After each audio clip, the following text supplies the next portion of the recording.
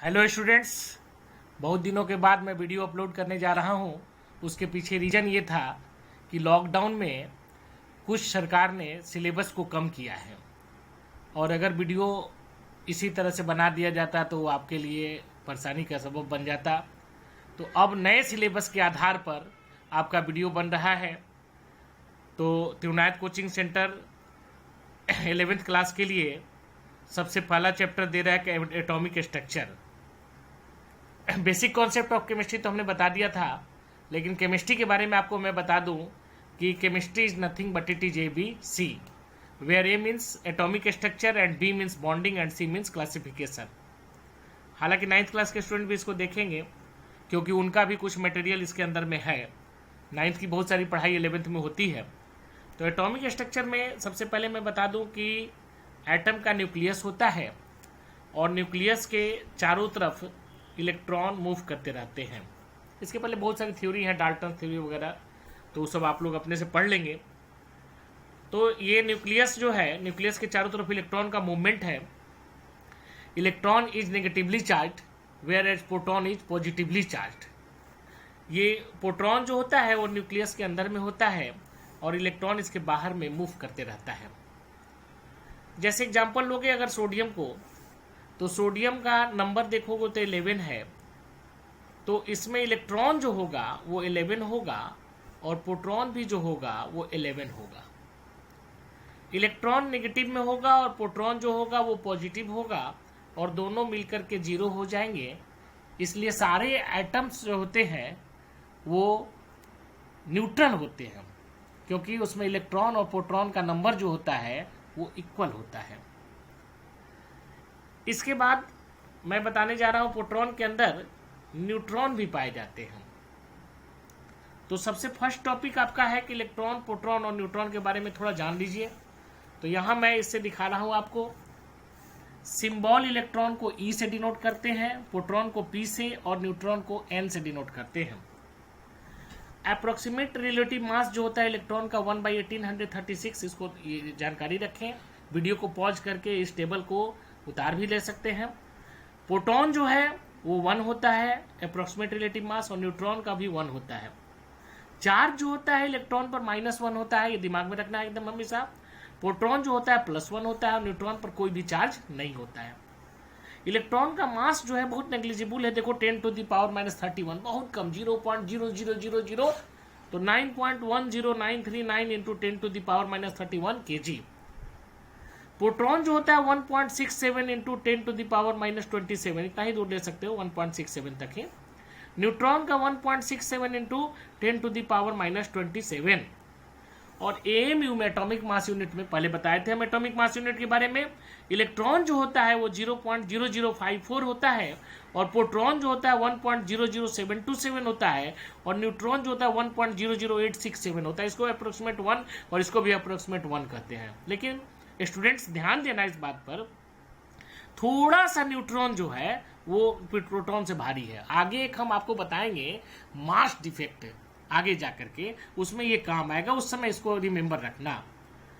इसके बाद इलेक्ट्रॉन पर जो चार्ज होता है उसको देखोगे तो 1.6 इंटू 10⁻⁻19 कूलम्ब होता है, माइनस में 1.6 से याद रखना। और प्रोटॉन पर 1.6 इंटू 10⁻⁻19 कूलम्ब होता है और न्यूट्रॉन पर जो होता है कोई भी चार्ज नहीं है, 0 है। अब मैं आपको बारी बारी से इसके एटॉमिक नंबर, मास नंबर और उस पर कुछ प्रॉब्लम के बारे में चर्चा करेंगे। एटॉमिक नंबर के बारे में देखो, ध्यान दो कि नंबर ऑफ प्रोटॉन जो होते हैं उसी को एटॉमिक नंबर कहते हैं। जैसे सोडियम के पास में नंबर ऑफ प्रोटॉन 11 है तो इसका एटॉमिक नंबर 11 हो जाएगा। क्लियर? एटॉमिक नंबर को हमेशा Z से डिनोट करते हैं, यानी Z equal to number of proton. Z equal to क्या कह सकते हो? Number of proton. अब शुरू में आपको मैंने बताया कि इलेक्ट्रॉन और प्रोटॉन जो होते हैं वो सेम होते हैं, मतलब number of electron is equal to number of proton. तो आप कह सकते हो, और hence all atoms are neutral, तो आप कह सकते हो कि Z किसको कहेंगे? नंबर ऑफ प्रोटॉन और number of electron in neutral atom. In neutral atom बोलना बहुत जरूरी है, इन न्यूट्रल एटम। यहां देखो मैंने बना दिया है इसको ध्यान से इसमें देखिए, इसे आप नोट्स कर सकते हो। The number of protons present in the nucleus is called atomic number of an element. It is represented by Z, जो हमने समझाया. It is also known as nuclear charge. For neutral atom number of proton is equal to number of electron. यही तक ना जो नहीं, इसकी कोई जरूरत नहीं है, इसको रहने दिया जाए. अब मैं आपको जो बताने जा रहा हूं उसका नाम है मास नंबर. मास नंबर के बारे में जानो कि मास नंबर किसको कहते हैं कि ये प्रोटॉन और न्यूट्रॉन दोनों को सम कर दोगे तो उसको हम लोग कहते हैं mass number. As for example, sodium जो है वो sodium contains 11 proton and 12 neutron. तो मास नंबर हो जाएगा सोडियम का, मास नंबर जो हो जाएगा 11 प्लस 12 यानी कितना हो जाएगा 23. मास नंबर जो हो जाएगा वो कितना हो जाएगा 23 हो जाएगा. समझ गए बात को. Mass number equal to A equal to P plus N. तो इसको रिप्रेजेंट कैसे करोगे, तो एक्स लिख दोगे. एक्स मीन्स एलिमेंट हो गया, जेड के मीन्स एटॉमिक नंबर हो गया, और मास नंबर को किससे रिप्रेजेंट किया जाता है, ए से. हमेशा इसी तरह से लिखा रहेगा. इसका मतलब ये हुआ कि क्लोरीन 1735 का मतलब ये हुआ कि प्रोटॉन जो हो गया वो 17 हो गया, और न्यूट्रॉन जो हो गया वो 35 माइनस 17. न्यूट्रॉन कैसे निकालोगे, इसमें से इसको माइनस कर दोगे. प्रोटॉन तो डायरेक्ट निकल जाएगा 17. जितने प्रोटॉन होते हैं उतने इलेक्ट्रॉन होते हैं 17, और न्यूट्रॉन जो होगा 35 माइनस 17 यानी कितना हो जाएगा 18. लेकिन जब चार्ज एटम होंगे तो उस समय केवल इलेक्ट्रॉन बदलेगा. जैसे ये एक चार्ट से हम समझाना चाह रहे हैं आपको. एलिमेंट है सोडियम 1123, इसमें प्रोटॉन बताना है, इलेक्ट्रॉन बताना है, न्यूट्रॉन बताना है. इसके बाद आपके पास में क्लोरीन है 35 17, इसमें प्रोटॉन बताना है, इलेक्ट्रॉन बताना है, न्यूट्रॉन बताना है. फास्फोरस पर चार्ज है -3. -3 का मतलब इसने 3 इलेक्ट्रॉन कहीं से ले लिया, तो इसमें जो है 31 इसका मास नंबर है, 15 इसका एटॉमिक नंबर है. मैग्नीशियम जो है इसमें +2 का मतलब किसी को इलेक्ट्रॉन अपना 2 इलेक्ट्रॉन इसने दे दिया, तो इसमें आपको ये बताना है. तो कैसे बताओगे, तो ये देखो ये 11 जो है वो प्रोटॉन है. इसके बाद इसमें इलेक्ट्रॉन कितना है, तो इलेक्ट्रॉन भी 11 ही होगा. और न्यूट्रॉन कैसे निकालोगे, तो 23 माइनस 11 यानी कितना हो जाएगा 12 हो जाएगा. इसके बाद इस क्लोरीन में देखोगे तो प्रोटॉन जो है वो 17 है. इलेक्ट्रॉन कैसे निकालोगे, तो 17 निकालोगे, और इसका न्यूट्रॉन जो होगा वो 35 माइनस 17 यानी कितना हो जाएगा 18 हो जाएगा. इसमें जब आते हो तो प्रोटॉन जो होता है वो 15 होता है, और इलेक्ट्रॉन जो देखो, अब इलेक्ट्रॉन में थोड़ा डिफरेंस आएगा क्योंकि इसने 3 इलेक्ट्रॉन कहीं से ले लिया है. था तो इसके पास 15 इलेक्ट्रॉन, लेकिन कहीं से लेके आ गया है तो इसमें हो जाएगा 18. वही यहाँ ये समझाए हुए हैं कि चार्ज के बारे में यहाँ जो समझाया हुआ है इसको समझाया, तो आपको ऐसे समझना है, वैसे नहीं समझना है. इसके बाद ये इसमें न्यूट्रॉन कैसे निकालोगे, तो वैसे ही 31 माइनस 15 यानी कितना हो जाएगा 31 माइनस 15 का मतलब हो जाएगा आपका 16. इसके बाद मैग्नीशियम के केस में देखोगे तो प्रोटॉन तो वही 12, सबसे पहले प्रोटॉन ही निकालना है. अब देखो +2 हो गया, यानी किसी को तुम दे दिए, तुम्हारे पास था प्रोटॉन 12, लेकिन यानी आपके पास अब हो गया 10. इसके बाद न्यूट्रॉन जो होगा 24 माइनस 12 यानी कितना हो जाएगा 24 माइनस 12 यानी कितना हो जाएगा 12 हो जाएगा. देखो एटॉमिक नंबर, मास नंबर, और इस पर कुछ प्रॉब्लम यहाँ मैंने दे दिया है, इसको आप लोग सॉल्व करोगे. इसको ध्यान से देख लीजिए, वीडियो को पॉज करके आप देख सकते हो. एटॉमिक नंबर का डेफिनेशन है यहाँ, the number of protons present in the nucleus is called atomic number of an element. It is represented by AZ. It is also known as nuclear charge. Mass number, the sum of number of neutrons and protons is called the mass number of an element. It is represented by A. It is also known as number of nucleons because neutrons and protons are present in nucleus. जैसे India को Indians करते हैं ना, उसी तरह से nucleus में रहने वाले लोगों को न्यूक्लियंस बोल सकते हो. A is equal to number of proton plus number of neutron. सब कॉपी पर अभी समझाया था. It is always a whole number. An atom of an element is represented by XZA or XZA. X means symbol of element. Z is equal to atomic number, number of proton, number of electron. A is equal to mass number, number of neutron plus atomic number. इस example से आप समझ सकते हो कि proton के पास 11 है, plus है तो इसलिए इलेक्ट्रॉन 10 हो गया 10. फ्लोरीन के पास प्रोटॉन 9 है और प्लस हो गया तो 9 + 1 10 हो गया. ये 9th के स्टूडेंट को भी बहुत काम आएगा, इसलिए 9th के स्टूडेंट भी ध्यान देंगे और 11th के स्टूडेंट भी ध्यान देंगे. 11th को थोड़ा आगे बढ़ना है. फिर C6 12 का मतलब प्रोटॉन 6 है और इलेक्ट्रॉन भी 6 है. O8 16 का मतलब प्रोटॉन 8 है और इलेक्ट्रॉन 8 है. इस तरह से ये दो एक प्रॉब्लम है, इसको आप देखेंगे कि किस तरह से वो प्रॉब्लम सॉल्व हम करेंगे. इस प्रॉब्लम को आप देख करके वीडियो को पॉज करके बनाएंगे. अब आप को जो टॉपिक पढ़ना है वो आइसोटोप्स, आइसोटोन्स, आइसोबार्स, ये 9th के स्टूडेंट को, और 12 के स्टूडेंट जो है 11 के स्टूडेंट जो है वो पढ़ेंगे आइसोडाइफर्स, आइसोस्टर्स और आइसो इलेक्ट्रॉनिक्स, ये एक्स्ट्रा है उनके लिए। इसके बाद और कुछ बताए जाएंगे। आइसोटोप्स, जैसा कि नाम से ही पता चलता है कि आइसो मीन्स इक्वल और पी मीन्स प्रोटॉन।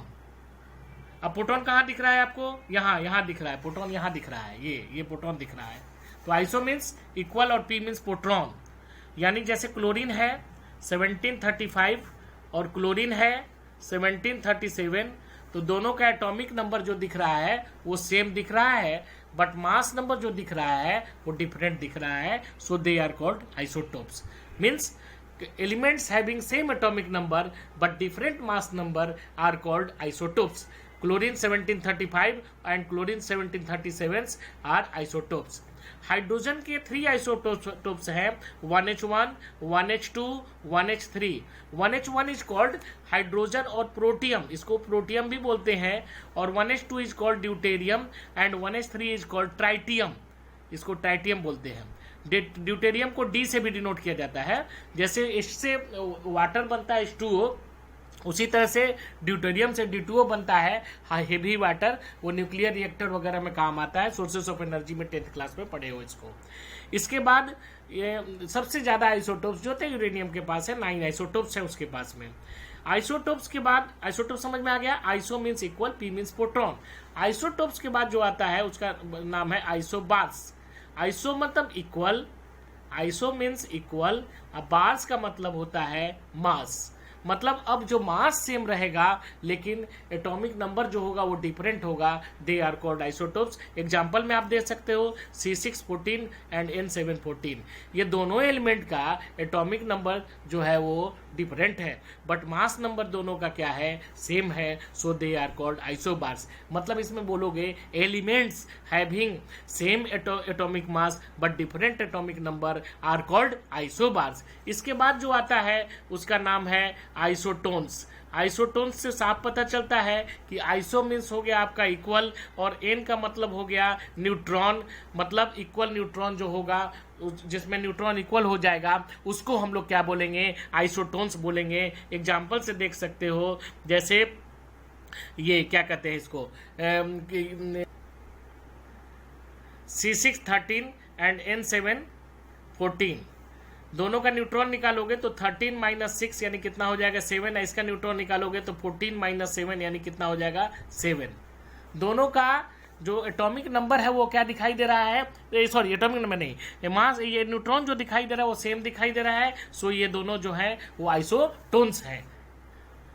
अब 11th के बच्चे कुछ और ज्यादा ध्यान देंगे, यहाँ 9th तक की बात हुई थी। ये आइसोडाइफर्स, कोई डिफिनेशन नहीं, पहले समझो हमारी बात को। बोरॉन का नंबर है 5, 11, कार्बन 6 और 13, तो इलेक्ट्रॉन हो गया इसके अंदर में, प्रोटॉन, सॉरी पहले प्रोटॉन निकालोगे तो प्रोटॉन इसका हो गया 5। इलेक्ट्रॉन, जितने नंबर ऑफ इलेक्ट्रॉन होते हैं उतने ही प्रोटॉन होते हैं, प्रोटॉन और इलेक्ट्रॉन दोनों सेम होंगे। न्यूट्रॉन निकालोगे तो 11 माइनस 5 यानी कितना हो गया? 6। चलो इसमें भी निकालोगे, प्रोटॉन हो गया 6, इलेक्ट्रॉन भी हो गया 6, न्यूट्रॉन जो हो गया वो 13 माइनस 6 यानी कितना हो गया? 7। अब आप अगर n माइनस पी निकालते हो तो n माइनस पी क्या आ रहा है? 1। इसमें भी n माइनस पी निकालोगे, ये भी कितना आया? 1। तो अगर न्यूट्रॉन और प्रोटॉन का डिफरेंस 1 आ जाता है, then they are called isodiaphers. मतलब boron 5, 11 and C613 are called isodiaphers. मतलब एटॉमिक नंबर भी डिफरेंट, मास नंबर भी डिफरेंट, बट न्यूट्रॉन और प्रोटॉन का जो डिफरेंस हो वो सेम हो जाए, तो ऐसी चीज को हम लोग क्या कहते हैं? आइसोडाइफर्स। नेक्स्ट आइसोस्टर्स। आइसोस्टर्स में है कार्बन डाइऑक्साइड एंड N2O। देखो इसमें इलेक्ट्रॉन निकालो, इसमें भी इलेक्ट्रॉन निकालो, अगर दोनों का इलेक्ट्रॉन इक्वल हो जाता है देन दे आर कॉल्ड आइसोस्टर्स। तो कार्बन का नंबर है 6 तो इलेक्ट्रॉन भी हो जाएगा 6। ऑक्सीजन का नंबर है आपका 8 तो 8 2 जा कितना हो जाएगा 16, 16 और 6 कितना हो जाएगा 22 इलेक्ट्रॉन। इसमें हम लोग देखेंगे तो 7 2 जा 14 प्लस ऑक्सीजन का 8 यानी इलेक्ट्रॉन हो जाएगा 22। अगर दोनों के इलेक्ट्रॉन सेम हो गए तो इसको हम लोग क्या बोलते हैं, आइसोस्टर्स। इसके बाद आइसो इलेक्ट्रॉनिक। आइसो इलेक्ट्रॉनिक का मतलब ये हो गया कि इलेक्ट्रॉन सेम। आइसो का मतलब इक्वल, इलेक्ट्रॉन का मतलब इलेक्ट्रॉन। एग्जाम्पल में आप देखो, नियॉन का नंबर है 10 यानी इलेक्ट्रॉन बोलो कितना हो जाएगा 10। सोडियम का नंबर 11 है, बट अगर प्लस चार्ज हो गया तो इलेक्ट्रॉन 11 - 1 यानी कितना हो गया 10। तो अगर इसमें इलेक्ट्रॉन सेम हो जाएगा तो इसको हम लोग आइसो इलेक्ट्रॉनिक बोलोगे। तो आप बोलोगे कि sir what is difference between isosters and iso electronic. तो आइसो इलेक्ट्रोसिस्टर में आपको कंपाउंड लेना पड़ेगा यानी मॉलिक्यूल का होना जरूरी है, और आइसो इलेक्ट्रॉनिक में एलिमेंट का होना जरूरी है। यानी एलिमेंट में जब वो आएगा तो उसको आइसो इलेक्ट्रॉनिक बोलेंगे, और जब कंपाउंड में जब वो आएगा तो उसको हम लोग आइसोस्टर्स बोलते हैं। आगे मैं नोट्स दे रहा हूं, वीडियो को पॉज करके आप आइसोटोप्स देखो। Given by Soddy, they are atoms of, बाद में हम एक टेबल आपको दिखाएंगे जिससे आपको सब कुछ क्लियर हो जाएगा।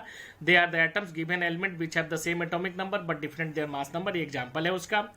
इसके बाद isotones, they are the atoms different element which have the same number of neutron, neutron same होता है। आइसोबार्स का डिफिनेशन आप अपने से लिख लेंगे। आइसोडाइफर्स जो है, आइसोडाइफर्स में ये they are the atoms different elements which have the same difference between number of neutron and proton n/p के बारे में हमने आपको समझाया है। वीडियो को पॉज करके आप लिख सकते हैं।